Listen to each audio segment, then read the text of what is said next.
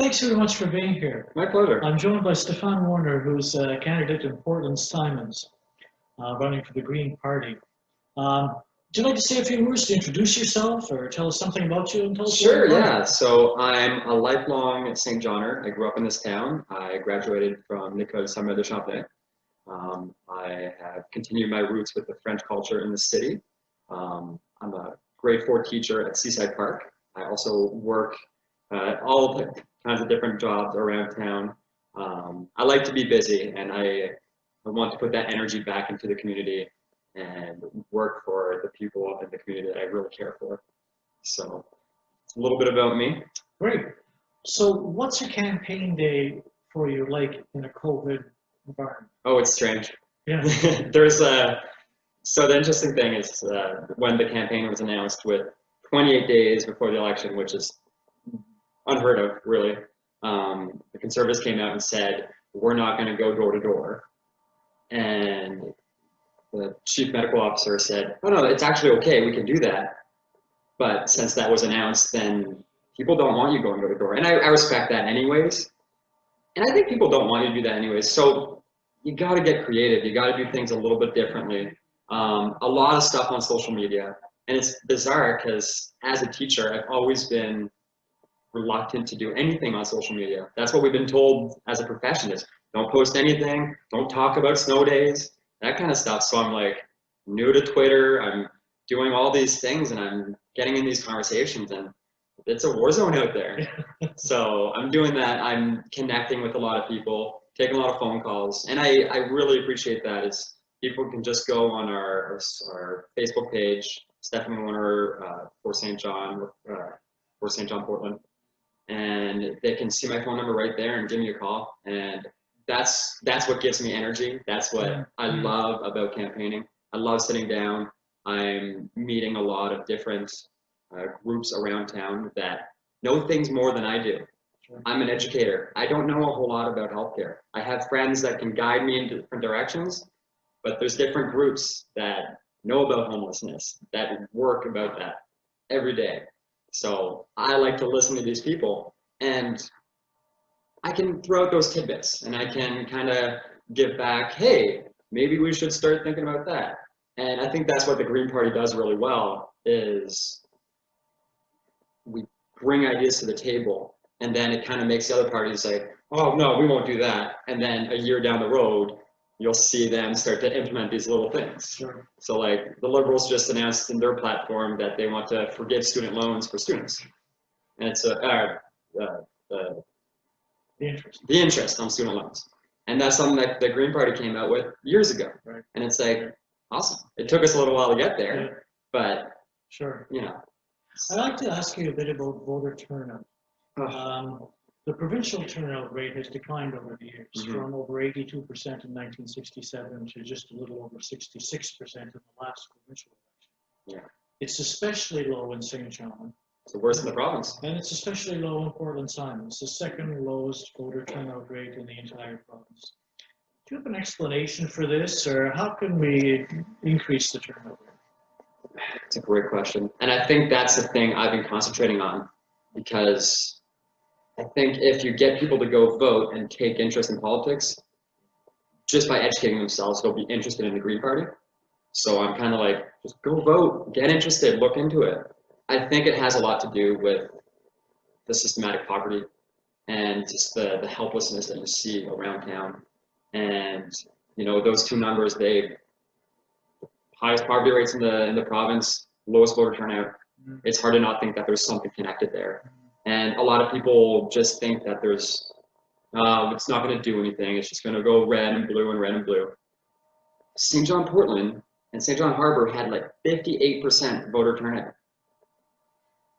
St. John Harbour was won by 7 votes in 2010, 10 votes in 2018, 71 votes in 2014. Like, a carload of people can swing an election. It's so important to go vote because, especially with a minority, the Conservatives won a minority, you can flip that. You can flip that one way or the other with one riding by 7 or 10 votes. And it's again going to be crazy in this campaign, in this writing. So I just can't stress it enough. You asked me about, you know, how we're campaigning and stuff. And there's a website called Cameo where you can hire celebrities to kind of give a message for you. So I got Colin Mockery from Whose Line Is It Anyway, just to kind of like, who am I? I'm just the St. Johner who, go vote, it's important, I'm running for the Green Party, you know? But I got Colin Mockery to come on and just kind of give his message and why it's so important. Just because I really believe that once people get interested in politics, you start to get interested in politics, you start caring about different issues, and it's just like, it builds your self-worth in the community. Sure. You know? Let's move on to a couple of issues then. We canvass community organizations working in the constituency, and here are some questions from the themes that emerge. The first one deals with poverty. Poverty rates have been persistently high in the constituency. Minimum wage rates are low, only tied to inflation, any increase. Social assistance rates are low. Millions of dollars have been spent by the province in St. John's since the election in 2015. What do we have to do to get that poverty rate down? What would you recommend to your party? There's so many things that tie into that. Poverty is not a one answer type of thing. It's systematic. It's people feel defeated. I think getting new jobs, new technologies, and attracting new businesses into St. John is super important. I think bringing up the minimum wage is super important. There was something that came out, I think it was yesterday, that said that the living wage in St. John is now $19.55. Minimum wage in New Brunswick is $11.70. I have no idea how people are expected to survive.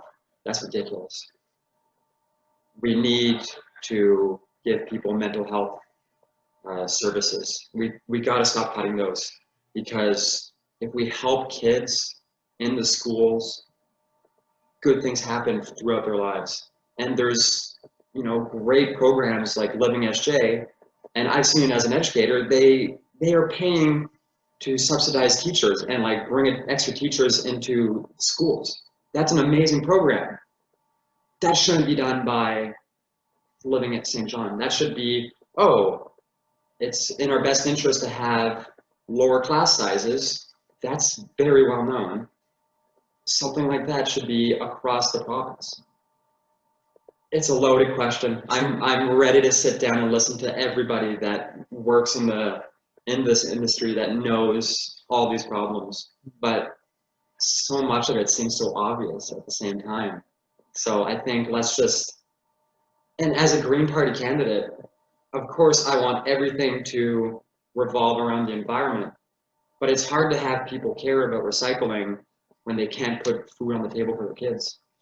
So I think my number one priority is poverty. We need to curb that so we can have people, you know, have a bigger picture of the environment and all these other social issues. That's not a priority right now. COVID, of course, has magnified the issues that vulnerable populations face. There's food insecurity that was made evident, isolation, mental health issues. Precariously employed constituents raised the lack of paid sick leave as an issue and a major concern. The opening of schools worries a lot of parents. What's your plan to ensure that these issues highlighted by COVID are addressed and that the organizations that provide supports to them are sustained? I just like to say that during COVID, as an educator, there was this like big gap where you didn't really know what was happening. So on that first Sunday, I was on like St. John News Chasers or something, and an old friend, Dave Wolpin, was messaging, hey, I need someone to do routing for this thing to feed people. And I sent him a message, and I ended up getting involved for 20 weeks from March up until the end of July. And we collected boxes from Costco and all the different grocery stores, and then we bought bulk food. And then with the Be Me Kids, we had a mobile food bank. So doing that really made me aware of, you know, I was going to people's houses and knocking on the doors and seeing inside the apartments and seeing that poverty. And I was able to actually help out and bring food and bring good food. COVID was an all-party team that they put together. So it's not just the premier that had this great idea, we'll shut everything down. It was all the parties came together to the table. We need to keep working together and get all the good ideas, because we don't know what it looks like. All the pandemics that happen are always the worst in the following fall. And now it's happening. And as a teacher, I lie if it's not wildly stressful right now to be just going to school, and with this election happening, there's no updates coming from the government. Literally every school is on their own. We don't know what that looks like. There's no PPEs given to teachers. There's all kinds of issues that come with this. And I do think we've done a good job as a province to do this, but I would hate to see any business close down because of COVID. I would hate to see anybody go hungry because of COVID. Yeah, we're gonna have a deficit for a few years. We need to sustain ourselves, and we need to set ourselves up that when we come out of this, it can be positive, and we can kind of go into the post-COVID world. It's going to be different. Teaching's going to be different. Local food items or problems are going to be different. We need to reevaluate the way we do things, because maybe we shouldn't be buying all of our medical supplies from China.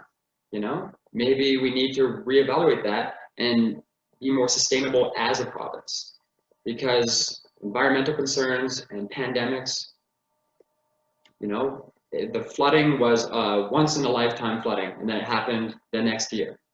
Who's to say that this kind of pandemic can't happen again now? So we need to tighten up New Brunswick, create better opportunities for ourselves to be sustainable as a province. Next question deals with healthcare. Now, New Brunswick has the second highest rate of disability in the country. Constituents raised concerns about mental health, addictions, wait times, and access to a family doctor. What would you do to improve our healthcare system generally and in the constituency in particular?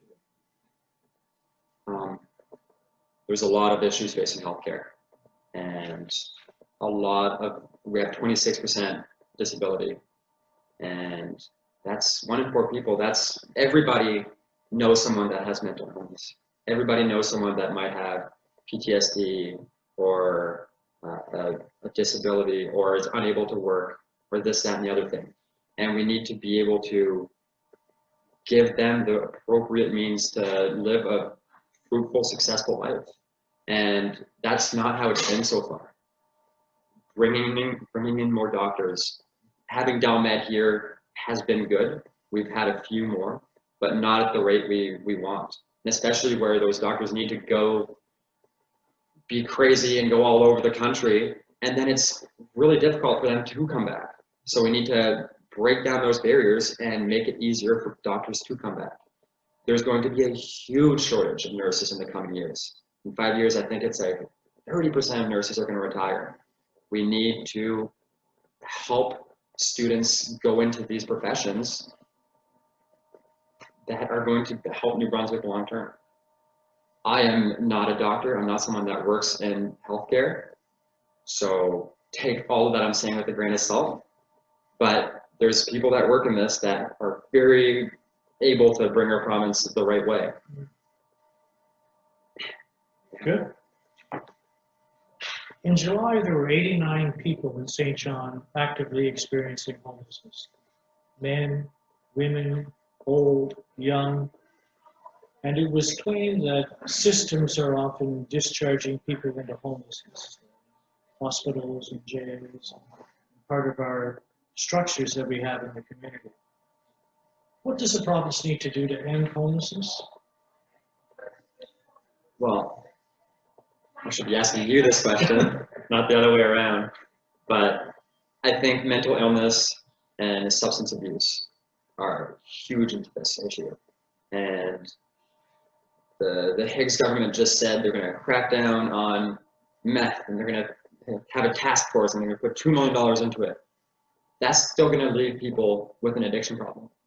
So we need to not go from the top to bottom. We need to work on the ground level and help those people first. Help the people that are poor, help the people that are homeless, and work to build them up. And there's a lot of good programs in St. John. I have a good friend that works at the TRC, and the things that they do, the things that you do at the Social Enterprise Hub, there's a lot of opportunities. Maybe people don't know about all these opportunities. There needs to be better options in housing. There needs to be more mixed housing.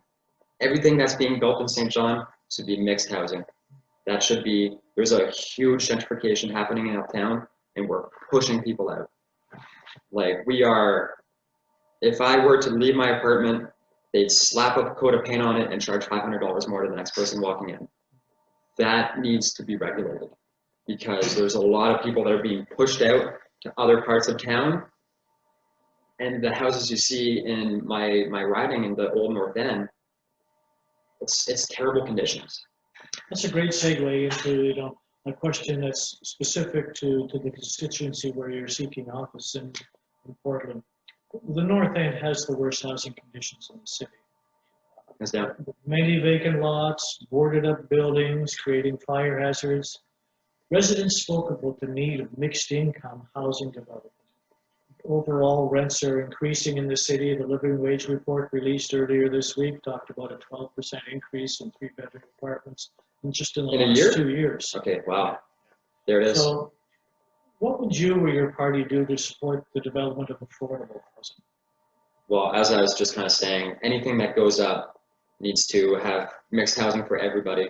You know, these are subsidized housing apartments next to a very luxurious condo type of situation. Get everybody together, it brings everybody up in the community. Brent Harris, the candidate for St. John Harbor, could speak very well about this, because he's done a lot of great work. He's tried to rebuild these houses in the North End, and talking with him about his experience, he's only hit red tape, and there was only a bunch of issues when he was trying to do something good. And that was just like with 1 or 2 buildings. There's hundreds of buildings that are atrocious conditions in the North End. Crescent Valley, the Old North End, it's really unfortunate. And if you look at the St. John Living St. John document about kind of the breakup of all the different wards, like Crescent Valley has 82% child poverty rates. Like, something needs to be done. Something needs to be done yesterday about this. And we can't just have people go to Fredericton and think about the province as a whole. I'm here to talk for St. John, number one. And that's one of the things I really like about the Green Party and why I'm running for them, is we're not whipped to vote in any direction. If I disagree with my party because it doesn't align with St. John, I don't have to vote like that. So I really appreciate that about that party, because it's not like that for any others. Any issues you'd like to add a few comments about, or any closing thoughts? Well, closing thoughts is, this is my second time running. I ran in 2010 when I was 20 years old. I was just so excited to be part of the political process. I think it's interesting. I love politics. That's why I just need people to go vote. This election shouldn't be happening.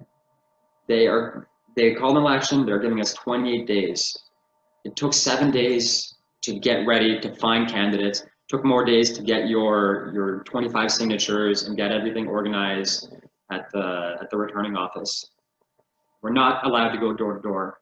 The Conservative government has done everything to stop the other parties. This should make us all very upset. We need to vote. I'm going to vote Green. I think they have a great platform. You can look into it. Get interested. Learn about politics. It's important. Please go vote. Stefan, thank you very much. Thanks so much.